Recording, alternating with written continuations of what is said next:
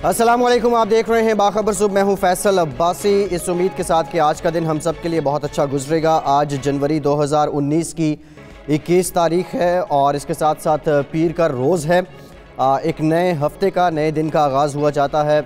दुआ यही है कि अल्लाह रब्बुल इज़्ज़त इस हफ्ते को, जिसका आगाज़ हो चुका है, हम सब के लिए खैर व आफ़ियत का बाइस बनाएं। आज के प्रोग्राम में भी हस्बे रिवायत, हस्बे मामूल वो ख़बरें जो आम तौर पर आपके सामने नहीं रखी जाती हैं, आपके साथ शेयर करेंगे। मुल्क के मुख्तलिफ शहरों से हमारे नुमाइंदगान हमारे साथ मौजूद हैं। कोयटा से बुशरा कमर हमारे साथ हैं। इसके साथ साथ इस्लामाबाद स्टूडियोज़ में मौजूद हैं सोहेल इकबाल भट्टी, इकराम होती और अजहर जतोई साहब। आप सब नुमाइंदगान का बहुत शुक्रिया। सबसे पहले भट्टी साहब आपकी तरफ आते हैं। ये मामला अपने प्रोग्राम में हम बारहा उठा चुके हैं कि मुशीर बर सनत व पैदावार अब्दुल रज़ाक दाऊद की जानिब से पाकिस्तान स्टील मिल्स के बोर्ड ऑफ डायरेक्टर को बाईपास करने का इंकशाफ हुआ है। पहले भी हमने इस मामले को लेके, जिस तरह अब्दुल रज़ाक दाऊद साहब की जानिब से नवाजा गया था अपने दोस्तों को, और ये सिलसिला अब भी जारी है। एक जानिब नैब की इंक्वायरियाँ, दूसरी जानिब बोर्ड ऑफ डायरेक्टर्स का फैसला, और फिर अब मुशीर तिजारत का उस फैसले को बाईपास करना। असल कहानी क्या है, इसके पीछे वजह क्या है? फैसल, देखिए, पाकिस्तान स्टील मिल्स की बहाली पाकिस्तान तहरीक इंसाफ के लिए सबसे बड़ा चैलेंज है और इस चैलेंज से निपटने के लिए पाकिस्तान स्टील मिल को प्राइवेटाइजेशन लिस्ट से निकाला गया और ये फैसला किया गया कि हुकूमत खुद इस पाकिस्तान स्टील मिल्स के ऑपरेशन को बहाल करेगी। बहुत बड़ा चैलेंज था, लेकिन हैरानकुन तौर के ऊपर वज़ीर-ए-आज़म के मुशीर बराए सनत व पैदावार अब्दुल रज़ाक दाऊद साहब को ये टास्क सौंपा गया कि वो इसकी बहाली से मुतल्लिक इक़दाम करें। लेकिन उन्होंने बजाय इसके कि मार्केट की प्रैक्टिस के मुताबिक, पेपर रूल्स के मुताबिक और पाकिस्तान स्टील मिल्स के बोर्ड ऑफ डायरेक्टर्स को एतमाद में लेकर तमाम कवायद ज़वाबित को मद्देनजर रखते हुए कोई स्ट्रेटजी तय की जाती, लेकिन उन्होंने एक तो मुकर्रर वक्त के अंदर वो पहले तो कुछ इस हवाले से हतमी फैसला न कर सके। वक्त गुजर गया, 2 माह की उनको मजीद वक्त दिया गया है, जिसके नतीजे में मजमूई खसारा पाकिस्तान स्टील मिल का जो नुकसान की जो हद है वो 468 अरब से तजावज़ कर चुकी है। लेकिन इसके साथ जब पाकिस्तान स्टील मिल्स की ऑपरेशन की बहाली से मुतल्लिक हमने पहले भी अपने प्रोग्राम में ये मामला टेकअप किया, तो जैसा कि हमने बताया था कि हपको पावर ग्रुप को और उसके साथ साथ आयशा स्टील, ISL और उसके साथ कुछ और दिगर निजी स्टील कंपनियों पर मबनी रज़ाक दाऊद साहब ने, जो कि उनके बहुत करीबी दोस्त हैं, कारोबारी उनके दोस्त रहे हैं, उन पर मबनी एक ग्रुप कायम किया है। ये हमारी मालूमात इंफॉर्मेशन की बुनियाद पर थी कि ये मामला किया जा रहा है, लेकिन कोशिश ये की जा रही थी, जब ये सब कुछ किया जा चुका है, अब इस ग्रुप को एक लीगल कवर देने के लिए वज़ारत सनत व पैदावार की जानिब से बाज़ाब्ता तौर के ऊपर एक ख़त लिखा गया था पाकिस्तान स्टील मिल के बोर्ड ऑफ डायरेक्टर्स को कि हमने ये फैसला कर दिया है, आप इस फैसले की तौसीक कर दीजिए।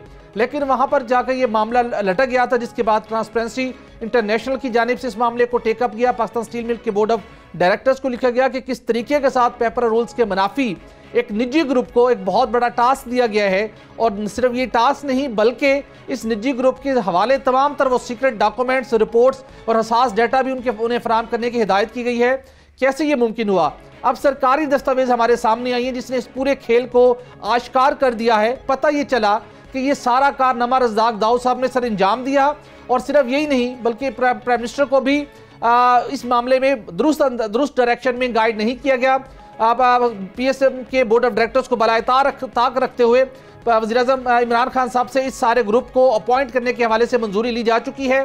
15 जनवरी को वज़ारत सनत व पैदावार ने एक नोटिफिकेशन जारी किया है पाकिस्तान स्टील मिल के बोर्ड ऑफ डायरेक्टर्स की मंजूरी के बगैर कि हमने ये फैसला कर दिया है प्राइम मिनिस्टर की मंजूरी से, अब आपने तमाम तरह डाटा, रिपोर्ट्स और इस ग्रुप के हवाले कर दीजिए ताकि ये अपना काम करे, जो कि पेपर रूल्स के मुनाफी है। आज इस हवाले से PSM का बोर्ड मीटिंग, इंतहाई अहम बोर्ड मीटिंग होनी है, जिसके अंदर दीगर मामलात के साथ इस मामले को भी ज़ेरे गौर लाया जाएगा। इसके साथ सिर्फ यही नहीं, एक और करैक्टर है रज़ी साहब, जो कि PSM की बोर्ड ऑफ डायरेक्टर में शामिल है। ये बेसिकली खैबर पख्तूनख्वा हुकूमत की जानिब से नॉमिनेट किए गए थे। ये वहाँ पर Khyber Pakhtunkhwa oil and gas company के चीफ एग्जीक्यूटिव ऑफिसर के तौर पर खिदमात सर अंजाम दे रहे थे जब इन्हें PSM के बोर्ड ऑफ डायरेक्टर में लाया गया था। नवंबर 2018 में इन्हें चीफ एग्जीक्यूटिव ऑफिसर के ओहदे से बरतरफ कर दिया था खैबर पख्तूनख्वा की हुकूमत ने, लेकिन उसके बावजूद ये तहाल पाकिस्तान स्टील मिल के बोर्ड ऑफ डायरेक्टर में खिदमात सर अंजाम दे रहे हैं। 16 जनवरी को इन्होंने बिजनेस डेवलपमेंट एडवाइजरी कमेटी की इन्होंने मीटिंग की सरबराही की, और वज़ारत सनत व पैदावार के साथ बहुत क्लोज लाइजॉन है रज़ाक दाऊद साहब और उसके साथ एडिशनल सेक्रेटरी मतहर नियाज राना साहब, जो इस सारे गेम को आगे बढ़ाने के लिए कलीदी किरदार अदा कर रहे हैं। वो रज़ीउद्दीन रज़ी साहब के तवस्सुत से बहुत अहम काम कर रहे हैं। और उसके साथ साथ इंपॉर्टेंट सिर्फ ये भी था कि रज़ीउद्दीन रज़ी साहब को ने कुछ अर्से कबल हमें ज़राए ने इस बात की तस्दीक की कि उन्होंने कोशिश की वज़ारत सनअत और पैदावार के तवस्सुत से कि उन्हें acting chief executive officer Pakistan steel mill तैनात कर दिया जाए, लेकिन उनकी ये काविशें कामयाब ना हो सकी। हमारे साथ मौजूद है इस वक्त पाकिस्तान स्टील मिल के स्टेक होल्डर ग्रुप के कन्वीनर हैं ममरेज़ खान साहब। ममरेज़ साहब, बहुत शुक्रिया आपको ज्वाइन करने का। पाकिस्तान स्टील मिल की बहाली के लिए कोशिशें की जा रही हैं, जिसका ब्लास्ट फर्नेस से मुकम्मल तौर पर तबाह हो चुके हैं, लेकिन इस बहाली का प्लान जो रज़ाक दाऊद साहब अपने दोस्तों को जिस तरीके से पेपर रूल्स के मुनाफी देने की उन्होंने कोशिश की, ये जिस तरह का ये ग्रुप कायम किया गया है, किस हद तक आप पर उम्मीद है कि ये ग्रुप स्टील मिल की बहाली का शफाफ अंदाज में, प्रोफेशनल वे में कोई प्लान तैयार करने में माविन साबित हो सकेगा? बहुत शुक्रिया भट्टी साहब। ये जो बहाली का प्लान नहीं है, बल्कि ये बहाली को सबटाइज करने का प्लान है ये। और जहां तक ये कहना बहुत ज्यादती होगी कि ब्लास्ट फर्नेसेस तबाह हो चुकी हैं, ब्लास्ट फर्नेसेस की फर्स्ट कैटेगरी रिपेयर होगी, वो ठीक हो सकती हैं। रही बोर्ड ऑफ डायरेक्टर्स की बात, बोर्ड ऑफ डायरेक्टर्स ने कोई इनिशिएट नहीं किया इनिशिएटिव कि किसी को वो किया जाए। पाकिस्तान स्टील मिल की मैनेजमेंट स्ट्रक्चर इस वक्त नहीं है। अगर स्टील मिल का प्रोफेशनल आदमियों का, तजर्बाकार आदमियों का सीईओ मुकर्रर किया जाए और उसके पुराने लोगों को वापस लाया जाए, ये मिल खड़ी हो सकती है। हमें किसी हक्कों की, किसी की नहीं जरूरत, हक्कों कैसे कोई तल्लुक नहीं है। और बल्कि हक्कों के साथ जो कमेटी मुकर्रर की गई है, तो देखा जाए तो वो 2006 में जो प्राइवेटाइजेशन के पीछे किरदार थे, वो आपको छुपे हुए नजर आएंगे। होना तो ये चाहिए था कि पीटीआई की गवर्नमेंट जब आई थी तो ये एहतसाब का अमल शुरू करती। इन्होंने एहतसाब नहीं किया, बल्कि ये वो जो स्टील मिल को बंद कराने में मुलव्वस थे, जो फेडरल बोर्ड ऑफ रेवेन्यू से इंपोर्ट के बेनिफिट ले रहे थे, वो माफिया उसके हाथों में खेल रहे हैं। ये ईज ऑफ बिजनेस की कॉस्ट जो है वो अवाम पे कर रही है। वजीर आजम के वीएन कोड सबटाइज किया जा रहा है, उनको बिल्कुल हकायक नहीं बताए जा रहे। स्टील मिल का इस वक्त 3.5 साल से अकाउंट ऑडिटेड नहीं है। 4,500 से ज्यादा लोग हैं रिटायर्ड, जिनके 14 अरब से ज्यादा के वाजबात पड़े हैं। ये कहते थे डीपोलिटिसाइज करेंगे। 1 अरब 6 करोड़ रुपए पाकिस्तान स्टील मिल को 28 दिसंबर को दिया गया। आज तक वो बेवाओं को नहीं दिया गया, इसलिए कि इसको ये एक सियासी वो पॉइंट बनाना चाहते थे। इन्हें चीफ गेस्ट नहीं मिल रहा। ममरेज़ साहब, ये बताइए, रज़ाक दाऊद साहब दावा करते हैं कि पाकिस्तान स्टील मिल्स को ऑपरेशन दोबारा बहाल करने में कामयाब होंगे। जो उनको पहले मुद्दत मिली थी, उन्होंने जो 7 जनवरी तक प्लान तैयार करना था, वो नाकाम हो गए। दोबारा टाइम उनको दिया गया है। हर गुजरते दिन के साथ कितना खसारा हो रहा है, और क्या रज़ाक दाऊद साहब समझते हैं जो उन्होंने तरीकाकार अडॉप्ट किया है वो दुरुस्त है स्टील मिल्स की बहाली का?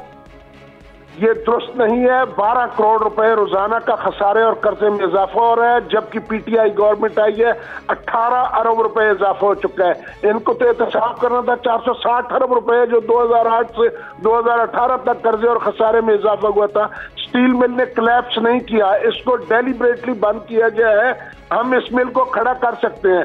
हमने इनको खत लिखे, हमने इनको अक्टूबर में खत लिखा, ये अभी जनवरी में हमें खत लिख रहे हैं, जी आप अपना प्लान बताएं और अपने इशू बताएं। 3 महीने बाद हमसे ये बात नहीं करते। स्टील मिल के बोर्ड ऑफ डायरेक्टर से 10 अक्टूबर को इन्होंने मीटिंग की, उन्होंने 5 पॉइंट इनको तजावीज दी, इन्होंने एक तजवीज पे अमल नहीं किया। ये मफादात का टकराव है। ये अपने दोस्तों को नवाजने के लिए पाकिस्तान स्टील मिल की काज पे ये सारा कुछ कर रहे हैं। मैं अपील करता हूँ वजीर आजम पाकिस्तान से, आपके वीएन को, आपके जो मुआशी बहाली चाह रहे हैं उसको सबटाइज करने के लिए ये जो है ये कर रहे हैं। हम अपील करते हैं कि इनको फौरी तौर पे हटाया जाए, इनकी इन्वेस्टिगेशन किया जाए। इन्होंने माजी में भी जब ये मिनिस्टर थे तो इन्होंने स्टील मिल को उस वक्त भी नुकसान पहुंचाया इंपोर्ट ड्यूटी में, और अब भी ये दोस्तों का क्या रुकावट थी अब तक बोर्ड ऑफ डायरेक्टर को रिकॉन्स्टिट्यूट नहीं किया? क्या रुकावट थी प्रोफेशनल मैनेजमेंट लगाने में? क्या रुकावट थी एहतसाबी अमल शुरू करने में? हम बहुत मायूस हैं और हम अपील करते हैं कि और स्टील मिल का जो आपकी जानिब से, आपके स्टेक होल्डर ग्रुप की जानिब से वजारत सनअत और पैदावार को लिखा गया था कि प्रोफेशनल मैनेजमेंट का तकर्रुर किया जाए, चीफ एग्जीक्यूटिव ऑफिसर अपॉइंट किया जाए, सीएफओ अपॉइंट किया जाए।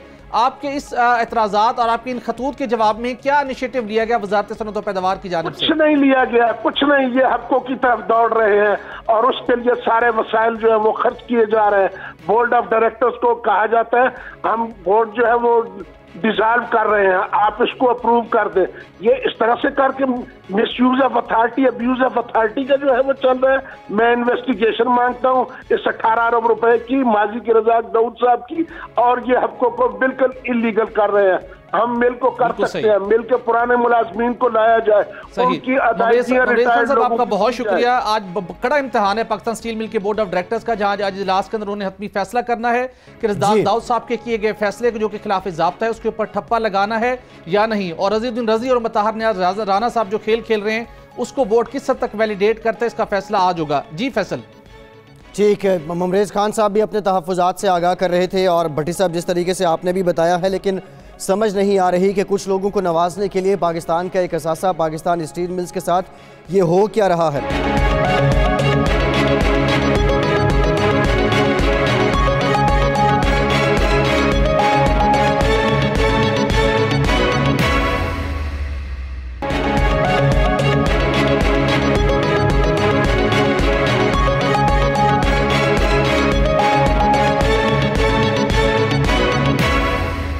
एक और इंतहाई अहम मामला बिलखसूस बलोचिस्तान में कोयटा में हम देखते हैं कि जिस तरीके से जब कोई सानहा रूनुमा हो जाता है तो महकमा सेहत की कारकर्दगी का पोल भी खुल जाता है। अब बुनियादी तौर पर मुहर्रिकात क्या हैं, वजह क्या है, ऐसी एक कहानी बुशरा कमर भी हमारे साथ शेयर कर रही हैं। और कोयटा का अस्पताल सिविल सैंडीमैन 4 साल से यहाँ कूल एंड वार्म जो प्लांट लगना था वो मुकम्मल नहीं हो सका, ठेकेदार काम अधूरा छोड़ के भाग गया। ये बताइएगा बुशरा, वजह क्या है, ठेकेदार भागा क्यों है और क्या ये ऑपरेशनल हो सका था प्लांट? जी 4 साल पहले जो है कोयटा में जिस तरह से सर्दी जो है बहुत ज़्यादा पड़ती है दिसंबर, जनवरी और फरवरी के महीने में, तो गैस प्रेशर जो है वो इंतहाई कम हो जाता है, जिसकी वजह से जो ख़ास शोबाजात हैं सेहत के, जिसमें कार्डिक वार्ड है, बच्चों का वार्ड है, इसके अलावा जो कोई भी नागहानी सूरत हाल हो या बदमनी का कोई वाक़या हो तो उस सूरत में जो मरीज़ लाए जाते हैं उन्हें बुनियादी ट्रीटमेंट देने के बाद जब उन्हें वार्ड में मुंतकिल कर दिया जाता है तो ऐसे वार्ड में उन मरीजों को ठंडे वार्ड में रखना जो है काफ़ी मुश्किल हो रहा था। 4 साल पहले जो है अस्पताल इंतजामिया की जानिब से 10 करोड़ रुपए की जो है वो मशीनरी खरीदी गई, वार्म एंड कूल, ताकि गर्मियों में जो है वो कूल कर सके और जो सर्दियां हैं उसमें वो है जो गर्म जो तमाम वार्ड हैं उनको गर्म कर सके। लेकिन ये प्लांट जो है उठाकर जो शोबाजात हैं उनकी छतों के ऊपर तो रख दिए गए, लेकिन इनको जो है वो फंक्शनल ना किया जा सका। जो ठेकेदार है वो पैसा लेकर फरार हो गया। जो तहकीकात हैं उनके मुताबिक ये चीजें सामने आई हैं कि जो अस्पताल का उस वक्त का साबका अमला था, आला जो अफसरान थे, वो और ठेकेदार जो हैं उनकी ये मिली भगत से जो सारा मामला तय पाया। जब उन जो आला अफसरान की ट्रांसफर की जा रही थी तो उससे कबल जो है उन्होंने सारे मामला ठेकेदार के साथ तय करने के बाद वो यहाँ से जो है दूसरे डिपार्टमेंट्स में ट्रांसफर हो गए, जबकि जो ठेकेदार है उसने भी अपना नंबर जो है वो बंद कर दिया। अब जो जिस तरह से नए एमएस सिविल अस्पताल आए हैं और उन्होंने तमाम सिविल अस्पताल का जायजा लिया, उन्हें जब इस बात की मालूमात मिली कि जो वार्ड हैं वो इंतहाई ठंडे हैं लेकिन वार्म एंड कूल जो सिस्टम है वो बहाल नहीं किया जा सका, तो उन्होंने छत पर जाकर सर्वे किया। चूंकि कोयटा में तवील अरसे से खुश्क साली थी, बारिशें नहीं हो रही थी, छत के ऊपर ये प्लांट जो है धूप में पड़े हुए खराब हो रहे थे। उसके बाद जब अब जो है पिछले महीने से कोयटा में बारिश का सिलसिला शुरू हुआ और जब बारिश का पानी भी इन मशीनों के ऊपर पड़ा तो वो जंग आलूद हो चुकी हैं, काफी हिस्सा जो है इनका खराब भी हो चुका है। और जो एमएस सिविल अस्पताल है उनका यही कहना है कि अब इनकी रिपेयरिंग के ऊपर जो है मजीद अखराजात आ सकते हैं। उन्होंने इस सारे मामले की तहकीकात के लिए 3 रुकनी कमेटी भी तश्कील दी, जिसमें डॉक्टर शुमाइल बंदुखेल हैं, डॉक्टर जावेद हबीब हैं और महकमा तामीरात और मौसलात के एसडीओ जो है ज़ियाउल्लाह ज़हरी साहब हैं, वो भी इस टीम का हिस्सा थे और उन्होंने अपनी तमाम तर तहकीकात की, तमाम पहलुओं से जो है सारे मामले को देखा और अपनी रिपोर्ट जो है वो एमएस सिविल अस्पताल को उन्होंने सबमिट कर दी है। अब एमएस सिविल अस्पताल का कहना है कि वो जो है इस तमाम मामले को देखते हुए इसके ऊपर जो जिम्मेदारान हैं उनका तयन करके तमाम तर रिपोर्ट जो है वजीर सेहत को पेश करेंगे, वजीर आला बलोचिस्तान पेश करेंगे, ताकि जल्द से जल्द जो ठेकेदार है उसका पता भी लगाया जा सके और उस वक्त के जो एमएस हैं और दीगर जो अमला इस तमाम प्लांट को यहाँ पर लगाने में मुलविस था उन तमाम को जो है पकड़ा जा सके और तमाम तहकीकात की जा सके। चूंकि जिस तरह से हमने ये देखा है कि सेहत का शोबा जो है बलूचिस्तान में वो इंतहाई ज़बूहाली का शिकार है, बहुत ज्यादा मसाइल हैं, ना सिर्फ ये कि सिविल अस्पताल में दीगर अस्पतालों में भी मसाइल हैं। ये बताइए कि तहकीकाती 10 करोड़ की जो लागत है जिम्मेदारी किस पर आयद की गई है, क्योंकि 10 करोड़ रुपए खर्च करने के बावजूद ये प्लांट एक दिन भी नहीं चल सका और उसके साथ तहकीकात मुकम्मल हो गई। अब कार्रवाई आगे बढ़ेगी, ठेकेदार के खिलाफ कार्रवाई होनी है, साबिक एमएस के खिलाफ, ये अपनी जगह के ऊपर, मौजूदा एमएस जो जिस प्लांट की मशीनरी आ चुकी है वो इसको ऑपरेशनल करने में अपना रोल प्ले क्यों नहीं कर पा रहे कि एटलीस्ट इसको ऑपरेशनल तो होना चाहिए?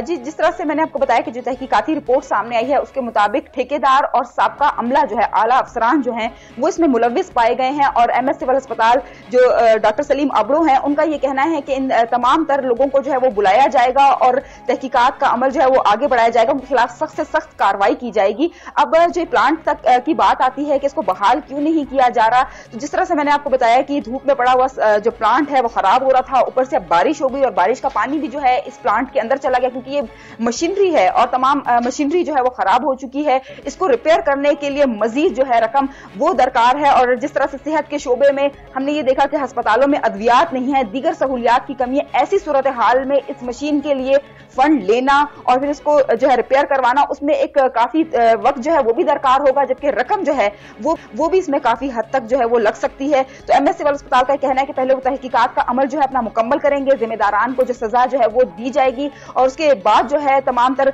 सूरत हाल जो है उसको बेहतर की जाएगी। कोशिश की जाएगी कि इस प्लांट को जो है जल्द अज जल्द कम से कम कीमत में ठीक किया जाए और उसके बाद जो तमाम वार्ड्स हैं, तमाम शोबाजात हैं, उनको जो है वार्म एंड कूल सिस्टम के जरिए जो है वो सर्विसेज प्रोवाइड की जा सके। हमने ये देखा कि जब वो सिस्टम छत के ऊपर रखा गया तो उसके ऊपर कोई शेल्टर, कोई इस किस्म का कोई शेड नहीं रखा गया कि उससे धूप या बारिश से जो है वो बचाया जा सके।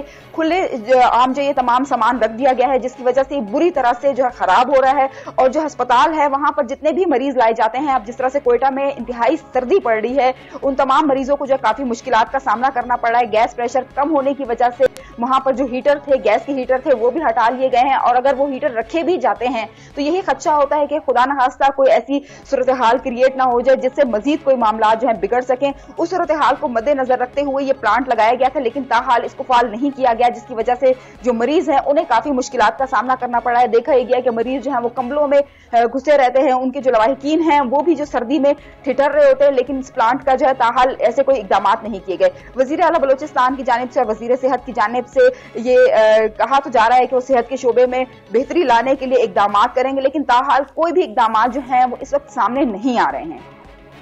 ठीक, बुशरा आपने बहुत डिटेल में बताया है और पिछले दिनों हमने ये माइनस में भी दर्जा हरारत गया है कोयटा में। और भट्टी साहब आपकी तरफ आते हैं, पाकिस्तान इंटरनेशनल एयरलाइन का तज़किरा कर लेते हैं। 360 अरब से ज़ायद खसारे में कौमी एयरलाइन, लेकिन इसकी एक ज़ेली कंपनी PIA इन्वेस्टमेंट लिमिटेड जो कंपनी है, इसके चीफ एग्जीक्यूटिव ऑफिसर 12 साल से तैनात हैं। ये क़िबला, इनके कारनामे क्या हैं, कर क्या रहे हैं?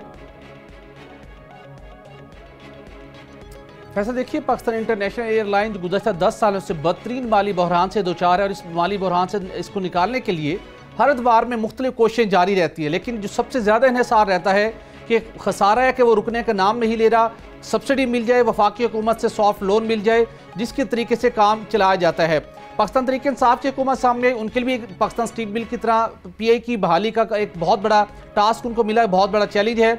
और असद उमर साहब वफाकी वज़ीर ख़जाना ने इस मामले को हल करने के लिए कुछ सेशंस किए। उसके बाद PI की इंतज़ामी की जानिब से डिमांड आई, फंड्स नहीं है, उनको इजाफी अरबों रुपये फराहम किए गए, लेकिन उसके बावजूद हम देखते हैं जैसे असद उमर साहब एयरपोर्ट पर खड़े होकर दहाइयाँ दे रहे होते हैं कि अरबों रुपये जारी करने के बावजूद PI की जो सूरत हाल है वो बेहतर होने की बजाय ख़राब हो रही है। आए रोज़ नए से नया कारनामा सामने आता है और रिसेंटली PI के चीफ एग्जीक्यूटिव ऑफिसर ने भी जिस किस्म के इंकशाफात किए वो सबके सामने है। लेकिन हमें कुछ दस्तावेज मौसूल हुई हैं जिन्हें पढ़ने के बाद हम खुद हैरान हैं कि किस तरीके के साथ एक ऐसी कारपोरेशन, एक ऐसी कौमी एयरलाइन जिससे पहले ही 350 रुपये से ज़ायद उसके खसारे का सामना है, लेकिन उसकी बैरून मुल्क कुछ ऐसी कंपनियां कायम की गई हैं जिनके जो चीफ एग्जीक्यूटिव ऑफिसर हैं और उसके दीगर अफसरान हैं, ना सिर्फ उन्हें गैर मुल्की करेंसी में उन्हें तनख्वाहें और मरात मिलती हैं, बल्कि उनको मिलने वाली इन तनख्वाहों, मरात और अखराजात का कोई ऑडिट नहीं है, कोई हिसाब किताब नहीं है।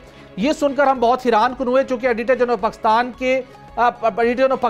कोई भी ऐसी इदारा, कोई भी ऐसी कंपनी जहाँ पर नेशनल एक्सचेकर का कोई पैसा खर्च हुआ हो उसको ऑडिट करने का पाबंद है। ये बेसिकली मामला है पाकिस्तान इंटरनेशनल एयरलाइन की कंपनी PIA इन्वेस्टमेंट लिमिटेड का। ये कंपनी और फिर इसको ऑफशोर रजिस्टर्ड करवा देना, ये बड़ा हैरानकुन है। कौन साहब है जिन्होंने ये काम किया, उनके मुतालिक जानना भी बहुत ज़रूरी है। एक ब्रेक लेते हैं, ब्रेक के बाद दीगर मामलात पे बात करते हैं।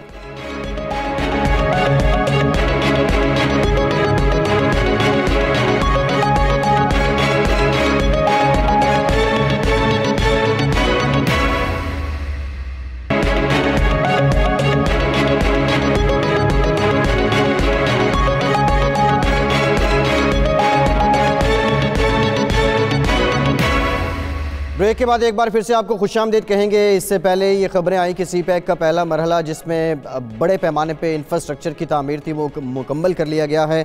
और जब वज़ीर-ए-आज़म पाकिस्तान इमरान खान ने दौरा किया था चीन का, उसके बाद ये भी कहा गया कि जो इकनॉमिक जोन है दूसरा मरहला है उसका भी बहुत जल्द आगाज़ कर लिया जाएगा। अब खबर ये है कि चीन की जानिब से बाज़ाब्ता तौर पर अपनी कंपनीज़ यहाँ बनाने के लिए पाकिस्तान की हुकूमत से मुफ्त ज़मीन मांग ली गई है। अजहर जतोई साहब, आपकी ये खबर है, रोज़नामा 92 न्यूज़ में भी पब्लिश है आज।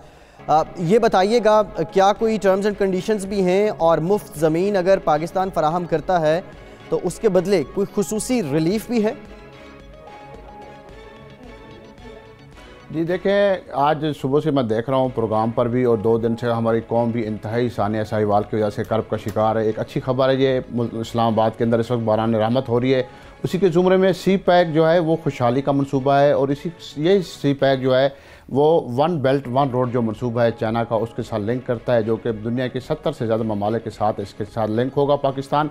और इस मंसूबे के लिए 3 मराहल के मनसूबाबंदी की गई है, जिसके तहत जो पहला मरहला है वो 2017 से 2020 तक है, दूसरा मरहला 2020 से 2025 तक, और तीसरा जो मरहला है वो 2025 से 2030 तक है। पहले मरहले के तहत जो फौरी तौर नौयत के जो मामला थे, जिसमें इंफ्रास्ट्रक्चर था, तवानाई के बहरान था, उनको हल करने पर बात की गई। दूसरे मरहले में हमने इंडस्ट्री की तरफ जाना है, मुल्क के अंदर इंडस्ट्रियल जोन कायम करने हैं, और तीसरे मरहले में हमने पूरी दुनिया से लिंक हो जाना है। अब दूसरा मरहला शुरू होने के करीब है। पाकिस्तान की हुकूमत ने और चीन के दरमियान गुज़िश्ता माह JCC का इजलास हुआ बीजिंग में, उसमें यह तय किया गया कि पाकिस्तान के अंदर इंडस्ट्रियल जोन के क़याम का मनसूबा बनाया जाए, और फौरी तौर पर इस हवाले से जो वहाँ डिस्कशन हुई, जिसमें चीन की तरफ से मुतालबा किया गया कि जो सरमायाकार हैं उनको मराद दी जाएँ, ताकि पाकिस्तान का इमेज बेहतर हो, और पाकिस्तान का इमेज बेहतर करने के लिए जो हम इंडस्ट्रियल जोन बनाए जा रहे हैं उसके अंदर ज़मीन की मुफ्त फराहमी हो, बिजली का हो, गैस हो, और दीगर सिक्योरिटी के मामला और दीगर चीज़ें हैं वो 1 विंडो ऑपरेशन के तहत फराहम की जाएँ। इस सिलसिले में पाकिस्तान की हुकूमत ने उनसे एग्री किया। सुबह से भी कहा गया कि फौरी तौर पर इस पर वर्किंग करें, और इमरान खान ने अभी जो हिदायत दी हैं, सुबह को भी यहाँ भी हिदायत किया कि इस सिलसिले में स्टेप वाइज काम किया जाए, और अगले 6 महीने के अंदर फौरी तौर पर 4 इंडस्ट्रियल स्टेट का इफ्तार कर दिया जाए, जिसमें रशकाई है, और उसके साथ इस्लामाबाद का इंडस्ट्रियल जोन है, उसके साथ फैसलाबाद इंडस्ट्रियल जोन और एक कराची के अंदर है।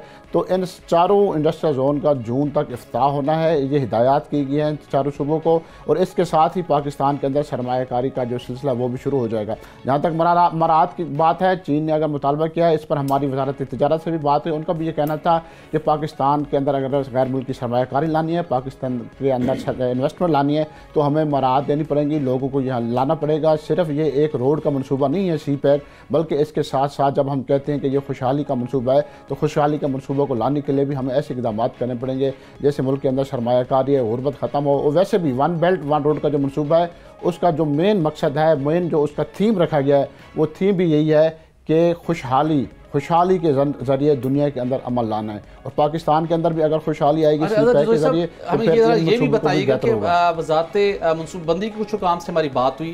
प्राइम मिनिस्टर ने अगरचे के चेयरमैन बोर्ड ऑफ इन्वेस्टमेंट को भी इस हवाले से वाज़ेह तौर पर हिदायत दी कि 1 माह के अंदर प्लान जमा करवाया जाए, लेकिन जो हम रशकी स्पेशल इकनॉमिक जोन की बात करते हैं, या धाबी जी कराची के इकनॉमिक जोन की बात करें, वहाँ पे उसको डेवलप होने में, वहाँ पर जो रिक्वायर्ड फैसिलिटीज़ हैं वो प्रोवाइड करने में कम अज़ कम 1.5 से 2 साल का अरसा लगेगा।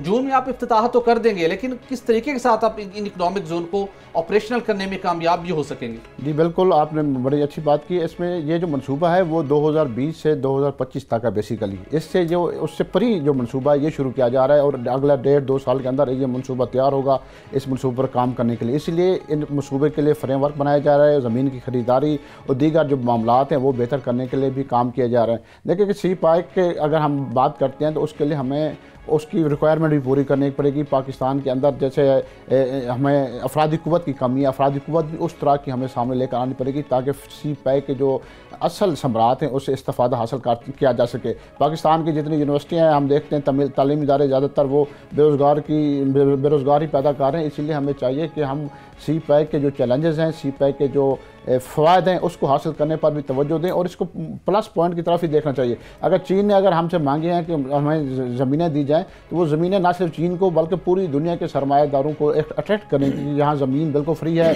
बिजली भी मौजूद है, गैस मौजूद है, सिक्योरिटी मौजूद है और यहाँ किसी किस्म की कोई मसाइल नहीं है। और आप देखें कि जब अगला मनसूबा हुआ है 2025 से 2030 तक, तो ये सारे अरसे के दर पूरी दुनिया, चाइना समेत पूरी दुनिया के जो सरमाएदार हैं उनको ये कहा गया है कि आपको टैक्स फ्री असेस दी जा रही है। 2030 के बाद फिर टैक्स फ्री असेस ख़त्म हो जाएगी, उसके बाद टैक्सेस लागू हो जाएंगे इनके ऊपर। इसलिए इस वक्त पूरी दुनिया के लिए मौका है, पाकिस्तान के सरमाएदारों के लिए भी है, दीगर के लिए, कि वो आए यहाँ पर सरमायाकारी करें और जैसी जो सहूलियात हैं इस फ़ायदा हासिल कर सकें। अच्छा जतोई साहब, रज़ाक दाऊद साहब प्राइम मिनिस्टर के मुशीर बराए सरमायाकारी भी हैं, लेकिन हम देखते हैं कि जो उनका टास्क था, जो उनकी जिम्मेदारी थी, इस हवाले से वो मौसर तरीके से पूरी करते दिखाई नहीं देते। उनके दौर के अंदर हम देखते हैं कि सीपैक स्लो हुआ और उनकी कुछ रिजर्वेशन भी थी जो कि सीपैक के मनसूबों को रिव्यू करने के हवाले से एक तनाज़ा सामने आया था। अब भी जो मुख्तलिफ मनसूबे सीपैक के डिले तखीर का शिकार हो रहे हैं। सखर हैदराबाद मोटरवे सीपैक के तहत मंसूबा था, वो कैंसिल किया जा चुका है, दोबारा उसकी बिडिंग होगी, दोबारा अवार्ड होगा, PC1 उसका बनेगा। तो रज़ाक दाऊद साहब ने इस सीपैक के मंसूबों को एक्सपीडाइट करने के बजाय, वो लगता यह है कि उनकी स्ट्रेटजी की वजह से ये मंसूबे सुस्त रवि के शिकार हो गए हैं। आप किस तरह देखते हैं कि उनका रज़ाक दाऊद साहब अपनी जिम्मेदारी किस हद तक अदा करने में वो कामयाब हो रहे हैं? देखिए, इस वक्त जहाँ तक रज़ाक दाऊद की हम वर्किंग देखते हैं, हमें दोनों पहलू हमने देने होते हैं, क्योंकि हम एक आईना हैं जो कि अवाम को दोनों हक़ देंगे। जब हम मिनिस्ट्री से पूछते हैं, उनका ये कहना है कि सुबह टाइम आ जाते हैं रज़ाक दाऊद साहब, और ये पहले मिनिस्टर हैं जो बिल्कुल टाइम पर वहाँ पहुँचते हैं और उसके बाद टाइम तक ही काम करते रहते रात गए तक। जहाँ तक जब पॉलिसीज़ का ताल्लुक है, इसमें कोई शक नहीं है कि जब से रज़ाक दाऊद साहब आए हैं उसके बाद सीपैक के जो मसाइल हैं उसमें बेहतरी की बजाय कुछ मसाइल पैदा होना शुरू हो गए हैं। और यही वजह है कि हम देखते हैं कि सखर मोटरवे का मनसूबा या दीगर मनसूबे हैं उनमें कमी पेशी आई है। लेकिन उसके साथ साथ कुछ तहफ़्फ़ुज़ात चीन के भी थे और कुछ जो मामलात साबिक़ा हुकूमत करके गई है। देखिए, साबिक़ा हुकूमत को ये टास्क दिया था कि कम अज़ कम इंडस्ट्रियल जोन्स के लिए कम अज़ कम वो ज़मीन की निशानदही करें, उनकी ख़रीदारी करें, वहाँ के लिए इंफ्रास्ट्रक्चर बनाएँ, उनके लाज बनाएँ। वो भी नहीं बनाए जा सके अभी तक। और जो अफसोसनाक सूरत हाल है कि हम एक तरफ देखते हैं कि जनाब हम मुल्क को खुशहाली की तरफ लेकर जाएंगे, बांग्लादेश हमसे अलग हुआ, बांग्लादेश ने ये इंडस्ट्रियल जोन भी बना दिया, उन्होंने एक्सपोर्ट भी शुरू कर दी और अब इस वक्त उनका एक्सपोर्ट 41 बिलियन से क्रॉस कर चुका है। अगर हम अपनी एक्सपोर्ट में डबल करना चाहते हैं, बढ़ाना चाहते हैं, हमें भी इसके ऊपर तवज्जो देनी पड़ेगी और इन इशूज़ को, जो कि इशूज़ आ रहे हैं। और वज़ीर आज़म की तरफ से ये भी हिदायत की गई है कि कम अज़ कम पाकिस्तान का जो इमेज है इस वक्त, जो कारोबार करने के में आसानियात पैदा करने के हवाले से पाकिस्तान के रैंकिंग बिल्कुल आखिर पर है, उसमें भी बेहतरी लाई जाए ताकि पाकिस्तान का जब सरमायाकार आता है तो वो यहाँ पर आकर टेंशन में रहे, बल्कि यहाँ आकर वो रिलैक्स फील करे, उनको सारे मराद मिलेंगी तो वो आकर इन्वेस्टमेंट करेगा। इन हालात में तो हमारे अपने सरमायाकार यहाँ पर इन्वेस्टमेंट करने के लिए तैयार नहीं होते, दूसरे मुल्क में जाकर इन्वेस्टमेंट कर रहे हैं। तो हुकूमत को भी चाहिए कि इन मसाइल पर तवज्जो दे और रज़ाक दाऊद के हवाले से जो तहफ़्फ़ुज़ात सामने आ रहे हैं उनको बाहर कफ वज़ीर आज़म को भी नोटिस लेना चाहिए इन इशूज़ के ऊपर और इनकी मॉनिटरिंग भी खुद ही करनी चाहिए। बिल्कुल सही। जो साहब ये भी बताइएगा कि वज़ारत मनसूबाबंदी और तरक्की सीपैक के मनसूबों के हवाले से जो हम देखते हैं कि उनकी रफ्तार सुस्त हुई है। ये जो नए मनसूबे हमने स्टार्ट करने हैं वो ज़री शोबे से मुतल्लिक हम बात करें, इंफ्रास्ट्रक्चर के दीगर मनसूबे हैं, इन मनसूबों को एक्सपीडाइट करने के लिए क्या उन्होंने कोई प्लान तश्कील दिया है कि कब से हम दोबारा सीपैक अपनी पुरानी पेस के ऊपर हमें दिखाई देगा? क्योंकि खुसरो मुख्तार साहब की कुछ स्टेटमेंट्स आना शुरू हुई हैं लेकिन अमली तौर के ऊपर मनसूबों के ऊपर काम तेज़ होता दिखाई नहीं दे रहा। देखिए, पहले एक ये हमें ब्यूरोक्रेसी भी हमारी है, वो भी इस वक्त काम करने की वजह से आदि नहीं है। उसकी सबसे बड़ी वजह मैं आपको बताता चलूँ कि अमेरिका के साथ हमारे ताल्लुकात थे। अब देखिए, ये कहा जाता है कि आपका बेहतरीन दोस्त भी वही है जो आपको मछली पकड़ना सिखाए, मछली देने की बजाय। अमेरिका ने जो पॉलिसी रखी है, उन्होंने 1967 में अपनी खारजा पॉलिसी बनाई, उसमें 201 शेक में रखा था कि हम ऐसी इमदाद कभी नहीं देंगे जिससे किसी भी मुल्क की इंडस्ट्री फ़रोग पा सके, वहाँ पैदावार में सलाहियत में इजाफा हो सके। यही वजह है कि हम ना आदी रहे हैं और अमेरिका की इमदाद पर चलते रहे। अब जब हम चाइना के साथ मिले हैं, तो चाइना के साथ मिलकर, चाइना जब को अब कहा जाता है कि आप इमदाद है, वो कहते हैं इमदाद की बजाय आप काम करें, आप मिलकर चलें हमारे साथ। आपने बताया कि चीन की जानिब से चीन की कंपनियों के लिए मुफ्त ज़मीन तलब की गई है और पाकिस्तान में जो इंडस्ट्रियल जोन बनना है उसको लेके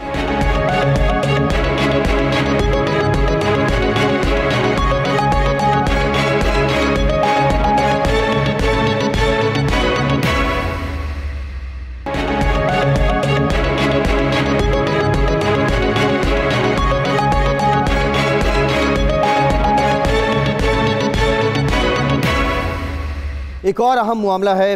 ये मामला भी अपने प्रोग्राम में हम पहले उठा चुके हैं। सरकारी कंपनी है पीको, पाकिस्तान की बड़ी इंजीनियरिंग कंपनी है। तकरीबन हर घर में इसकी बनी मसनूआत जो हैं वो मौजूद हैं। इसके बैंक अकाउंट्स खिलाफ ज़ाब्ता बंद करवाए गए थे। अब FIA ने इसकी तहकीकात शुरू कर दी हैं। भट्टी साहब, आपने पहले भी ये मामला उठाया था, इब्तदाई तौर पे उस वक्त क्या मालूम हुआ था?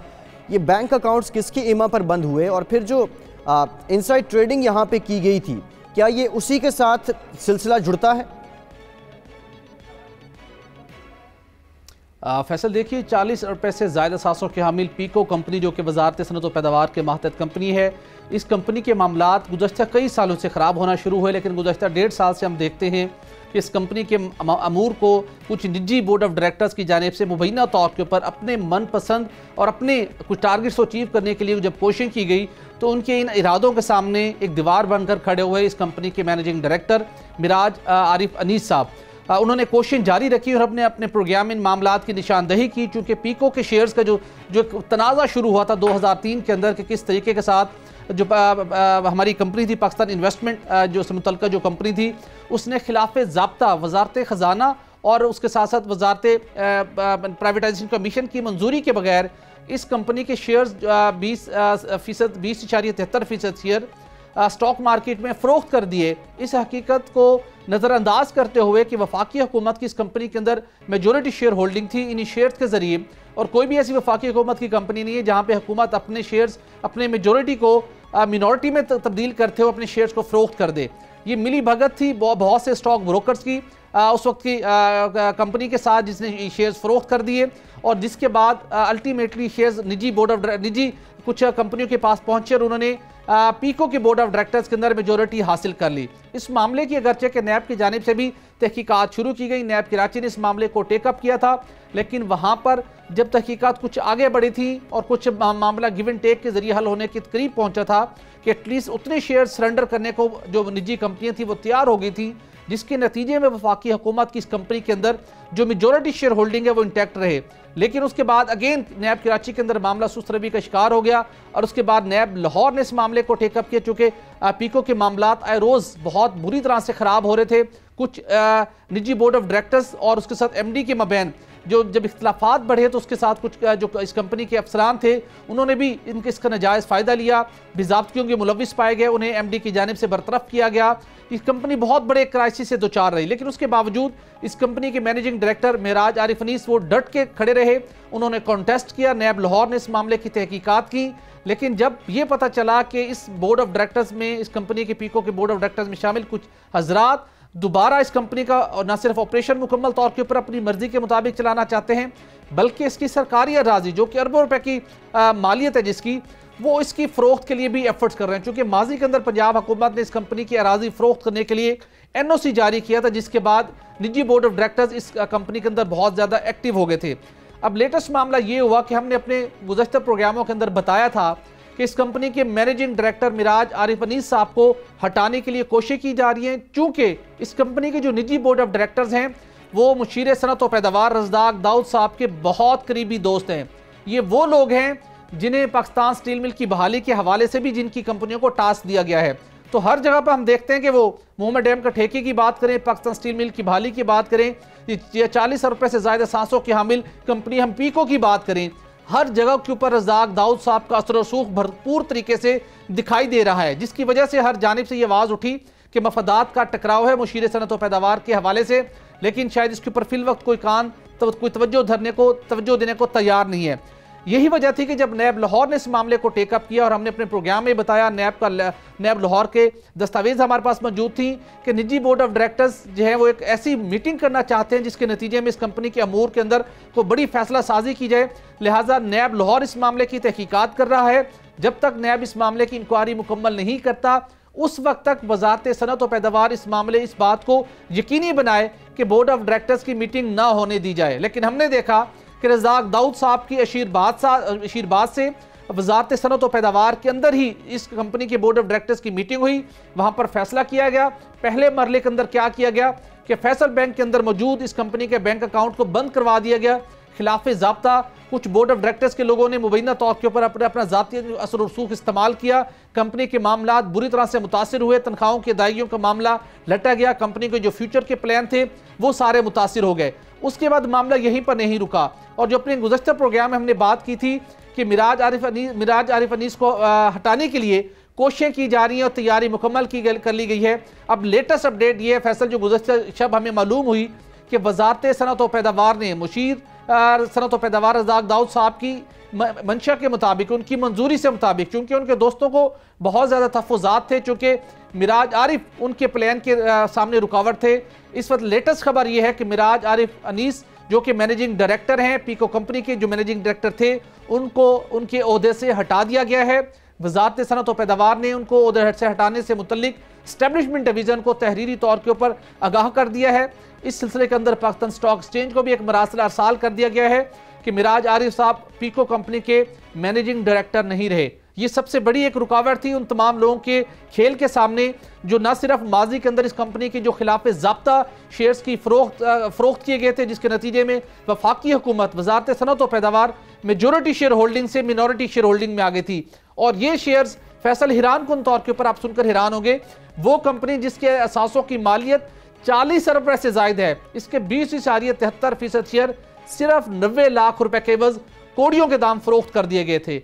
वो तहकीकात अभी दरमियान में है और लेकिन उसके बावजूद ये काम कर लिया गया है। नैब लाहौर के अंदर भी ये तहकीकात का सिलसिला जारी है, लेकिन एक अच्छी बात जरूर है कि जब इस कंपनी के बैंक अकाउंट्स को बंद करके मैनेजिंग डायरेक्टर को गैर फाल करने की कोशिश की गई कि जो उन्होंने मुस्तकबिल के डेवलपमेंट का प्लान बनाया है उसको रोका जा सके। इस मामले की FIA ने अब बाज़ाब्ता तौर के ऊपर इंक्वायरी शुरू कर दी है कि किस तरीके के साथ खिलाफ ज़ाब्ता इस कंपनी के बैंक अकाउंट्स को बंद करवाया गया है। लेकिन अब ये जब FIA या नैब मज़ीद तहकीकात करेगा, जब मैनेजमेंट के अंदर जो इस कंपनी के हेड को तब्दील कर दिया गया है, तो उसके बाद कोई जस्टिफिकेशन, कोई गुंजाइश मौजूद नहीं रहती कि वो तमाम तर लोग वो जिन मकासद के लिए इस कंपनी के अंदर अपना रोल प्ले कर रहे थे, जो मैनेजिंग डायरेक्टर के होते वो चीज़ें पूरी नहीं हो सकती थी। अब वो तकरीबन तमाम मामलात को एग्जीक्यूट करेंगे, स्पेशली जब मुशीर सनअत व पैदावार रज़ाक दाऊद साहब की भी सपोर्ट हासिल है, वज़ारत सनअत व पैदावार की सपोर्ट हासिल है, और उसके बाद नैब लाहौर का से आखिरी एक उम्मीद वाबस्ता है कि वो किस तरीके के साथ इस कंपनी की मामले की तहकीकात को जल्द अज जल्द मुकम्मल करती है। फैसल अब्बासी को इजाज़त दीजिए।